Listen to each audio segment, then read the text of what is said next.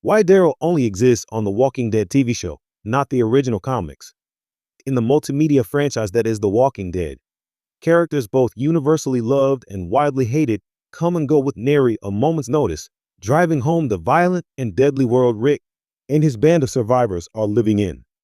But in AMC's hit television show of the same name, more than a few original characters were introduced that were completely divorced from the comic story, with the series creator finally revealing why the fan-favorite hero of Daryl Dixon never made it into comics. A character introduced in the third episode of the first season of The Walking Dead titled Tell It to the Frogs.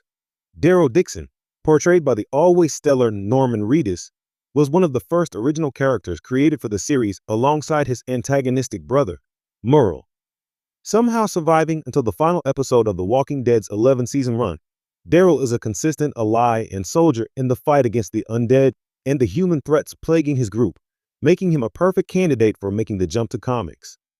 But thanks to the team effort poured into creating Daryl for the show on top of the fictional life he took all his own as the series went on, creator Robert Kirkman simply couldn't bring himself to introduce the character into his almost 200-issue zombie epic, keeping Daryl firmly stuck on the small screen. Giving a reason for Daryl's exclusion from the comic in the Letterhacks column of The Walking Dead Deluxe #67 by Robert Kirkman, Charlie Adler, and Dave McCaig, Kirkman is asked, were there any plans to introduce the TV characters into the comics, or were they strictly going to be TV-exclusive characters? Answering that Daryl was too much of a composite effort of various creatives working on the show, including actor Norman Reedus, and that it wouldn't have been right to co-opt their work for his own story. Kirkman further explains that he never wanted the show to change the comic, putting the nail in the coffin for a comic version of Daryl ever coming to pass. Technically having a hand in creating Daryl and his brother for the show, Kirkman, despite his love for the character, goes on to say there were logistical issues that barred bringing TV show characters into the comics, making the transition of mediums not worth the effort or headache to make happen. But leave it to Kirkman to still give fans some kind of false hope, as the introduction of the Negan-affiliated comic character of Dwight was a deliberate misdirect to make readers think he was the book's interpretation of Daryl, a character who eventually went on to make